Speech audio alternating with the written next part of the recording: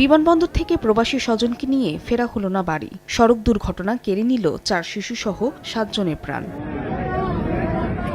বুধবার সকালে শাহজালাল বিমানবন্দর থেকে ওমান প্রবাসী বাহার উদ্দিনকে নিয়ে গ্রামের বাড়ি লক্ষ্মীপুরে ফিরছিলেন পরিবারের 11 জন। নোয়াখালীর বেগমগঞ্জে হঠাৎ মাইক্রোবাসের নিয়ন্ত্রণ হারান চালক।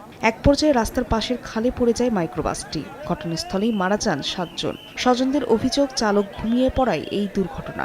ঘুমেছিল, ওই কারণে যায় ঘুমাতে গাড়িটা ডাইনে ঢুকে যায়, খালে উড়ে গেছে, ওই কারণে অ্যাক্সিডেন্ট হয়েছে, দুর্ঘটনা।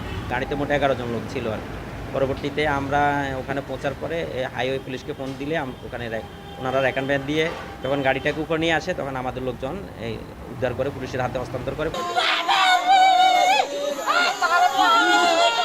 এদিকে নিহতদের গ্রামের বাড়ি লক্ষ্মীপুরের পশ্চিম চৌপল্লী গ্রামে চলছে মাতম।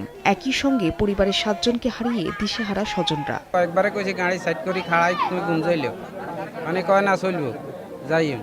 যাইমের মধ্যে আইতে আইতে আইতে কয়েক জায়গাতে গাড়ি কিনে বেচকি দিছে। ড্রাইভার উপযুক্ত বিচারক যেন সামনে কোনো ড্রাইভার এই কাজ না করে, এই ভুল কেউ আর না করে, ঘুমো থাকে গাড়ি চালান, এই কাজ কেউ না করে। নিহতদের মধ্যে 4 জন শিশু ও 3 জন নারী। সময় সংবাদ, নোয়াখালী।